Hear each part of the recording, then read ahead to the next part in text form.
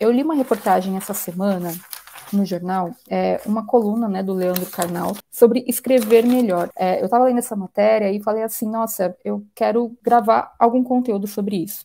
Então ele fala assim, existiria uma fórmula para escrever melhor? A pergunta foi feita por um adolescente no meu correio eletrônico, eu estava de férias, né? Então, como professora, eu percebi que no ensino médio os textos ficavam piores quando os alunos achavam que era necessário ter uma impostação, uma artificialidade, um distanciamento entre o mundo do jovem e o que ele escrevia, certo?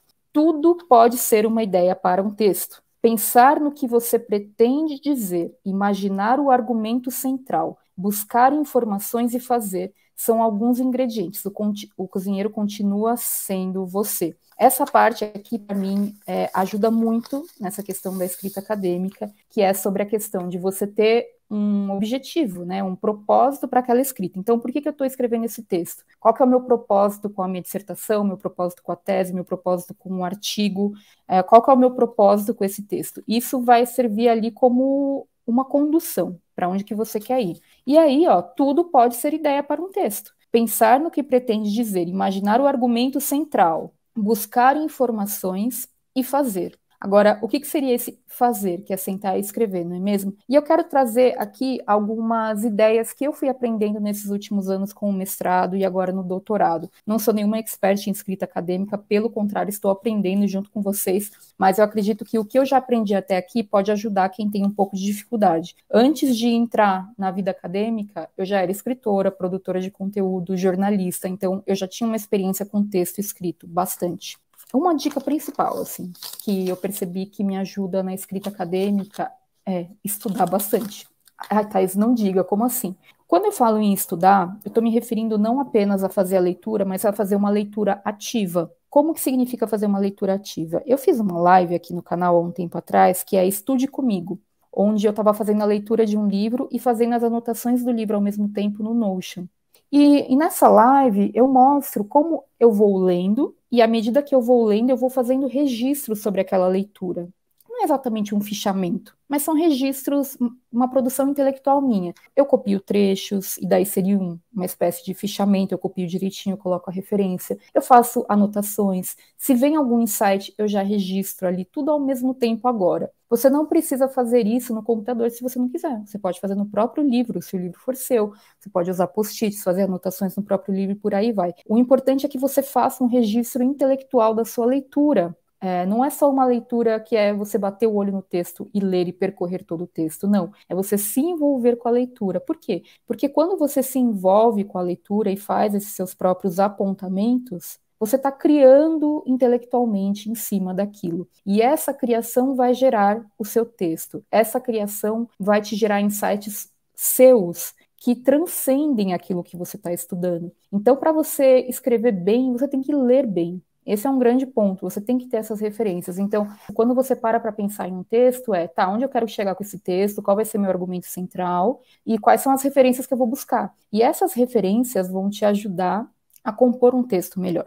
Essas referências vão te ajudar a criar em cima delas. Qual é o limite entre usar referências e fazer um cópia ou plágio? Ou colocar tanta referência que você nem se coloca no texto. Essa foi uma grande dúvida que eu tive durante a escrita da minha dissertação do mestrado, porque eu era muito insegura como pesquisadora. Então, eu ficava, poxa, mas eu vou colocar esse argumento e tal. E eu sei que é pouco tempo de mestrado para você conseguir ter essa liberação, essa emancipação, digamos assim. Mas eu já entendo, porque a gente muitas vezes se prende, né, e o Karnal fala aqui nesse texto, eu acho que conversa muito com a vida acadêmica, apesar de não ser um texto referente à vida acadêmica, ele fala, né, como professor eu percebia no ensino médio que os textos ficavam piores quando os alunos achavam que era necessária uma impostação, uma artificialidade, um distanciamento entre o mundo do jovem e o que ele escrevia. E eu acho que na vida acadêmica é muito isso. A gente sabe que existe um formatinho, que existe um padrão acadêmico, e às vezes a gente fica tão preocupado com esse padrão que acaba não conseguindo escrever. Então, a minha sugestão para você é escreva do seu jeito, como se você estivesse fazendo um registro do seu estudo. E depois, quando você for pegar essa sua escrita do seu jeito, naturalmente você vai meio que encaixar questões acadêmicas, assim, dentro do texto, com relação às referências, citações, ajustando palavras, né, colocando palavras que sejam mais acadêmicas, se é que isso existe, tá bom? Então, essa é uma outra dica que eu quero dar aqui. Aí ele traz outras dicas bem legais. Ele fala: cuide dos clichês, evite ideias prontas, afaste-se de preconceitos e do senso comum, trace um roteiro de ideias, busque boas citações, digira o tema mentalmente e, por fim, dê forma escrita. E eu gosto muito dessa ideia. Eu acho que o texto, ele não nasce quando você começa a escrevê-lo. Ele nasce, né, dessas etapas todas que eu falei anteriormente e trazendo aqui para essa referência do Karnal. Então, você está traçando um roteiro de ideias, você está trazendo referências, você leu, você criou intelectualmente em cima daquele texto que você está lendo, você está tendo insights, você está tendo ideias, você está registrando esses insights. E aí você vai conseguir, depois de tudo isso, o texto ele se faz, ele vai surgindo. A parte final, que vai ser essa finalização do texto, ela é muito mais uma edição, uma revisão com edição do que escrita propriamente dita. Porque se você fizer esse trabalho direitinho de estudar um texto, interagir com ele, fazer esse registro dos seus insights enquanto você lê um texto, você já vai estar escrevendo em cima dele, sem pensar no formato final. Você está escrevendo um parágrafo, uma frase, um insight. E à medida que você vai lendo e se envolvendo com o tema, a sua mente continua trabalhando mesmo que você esteja fazendo outras coisas. Então é muito normal, por exemplo, eu estou aqui no evento, como eu estou aqui agora, e eu estou com meu caderninho do lado, eu lembro de um negócio e escrevo uma frase com relação àquilo. Já vai complementar o texto. Então andar com um bloquinho de notas sempre por perto ajuda também.